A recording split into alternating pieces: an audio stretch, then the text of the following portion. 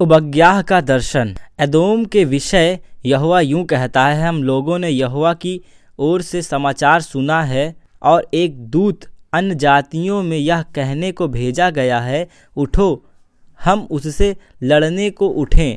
मैं तुझे जातियों में छोटा कर दूंगा, तू बहुत तुच्छ गिना जाएगा। हे पहाड़ों की दरारों में बसने वाले, हे ऊंचे स्थान में रहने वाले, तेरे अभिमान ने तुझे धोखा दिया। तू मन में कहता है, कौन मुझे भूमि पर उतार देगा।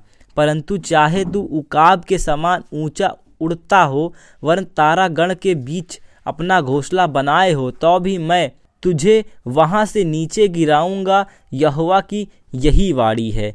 यदि चोर डाकू रात को तेरे पास आते, हाय तू कैसे मिटा दिया गया है, तो क्या वे चुराए हुए धन से तृप्त होकर चले ना जाते? यदि दाख के तोड़ने वाले तेरे पास आते, तो क्या वे कहीं कहीं दाख ना छोड़ जाते? परंतु एसाव का धन कैसे खोज कर लूटा गया है, उसका गुप्त धन कैसे पता लगा लगा कर निकाला गया है। जितनों ने तुझसे वाचा बांधी थी, उन सबों ने तुझे सीमा तक ढकेल दिया है। जो लोग तुझसे मेल रखते थे, वे तुझको धोखा देकर तुझ पर प्रबल हुए हैं, और जो तेरी रोटी खाते हैं, वे तेरे लिए फंदा लगाते हैं। उसमें कुछ समझ नहीं है। यहोवा की यही वाणी है, क्या मैं उस समय एदोम से बुद्धिमानों को और एसाव को पहाड़ में से चतुराई को नष्ट ना करूँगा? हे तिमार, तेरे सूरवीर का मन कच्चा हो जाएगा, और यूं एसाव के पहाड़ पर हर एक पुरुष घात होकर नष्ट हो जाएगा। हे एसाव, उस उपद्रव के कारण जो तूने अपने भाई याकूब का किया, तू लज्जा से ढापेगा और सदा के लिए नाश हो जाएगा। जिस दिन परदेसी लोग उसकी धन संपत्ति छीन कर ले गए और पराए लोगों ने उसके फाटकों में घुसकर यरूशलेम पर चिट्ठी डाली, उस दिन तू भी उनमें से एक था। परंतु तुझे उचित नहीं था कि तू अपने भाई के दिन में, अर्थात उसकी विपत्ति के दिन में उसकी ओर देखता रहता, और यहूदियों के विनाश के दिन उसके ऊपर आनंद करता। उनके संकट के दिन बड़ा बोल बोलता। तुझे उचित नहीं था कि मेरी प्रजा की विपत्ति के दिन तू उसके फाटक में घुसता और उसकी विपत्ति के दिन उसकी दुर्दशा को देखता रहता, और उसकी विपत्ति के दिन उसकी धन संपत्ति पर हाथ लगाया।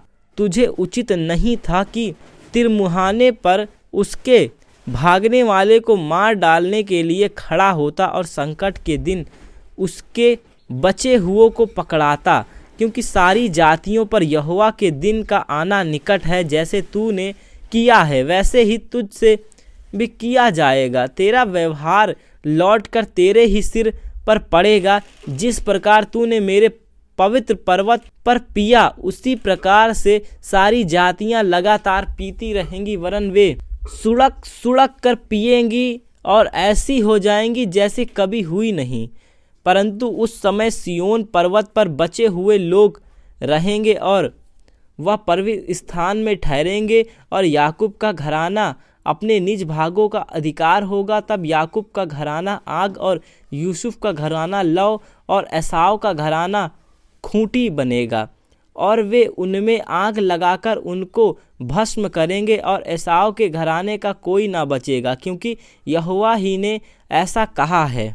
दक्षिण देश के लोग एसाव के पहाड़ के अधिकारी हो जाएंगे, और नीचे के देश के लोग पलिश्तियों के अधिकारी होंगे, और यहूदी एप्रैम और समरियों के दिहात को अपने भाग में कर देंगे, और बिन्यामीन गिलाद का अधिकारी होगा।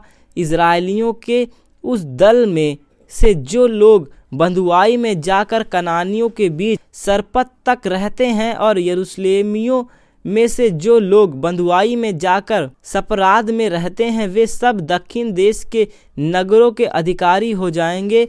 उदार करने वाले एसाव के पहाड़ का न्याय करने के लिए सिय्योन पर्वत पर चढ़ आएंगे, और राज यहोवा ही का हो जाएगा।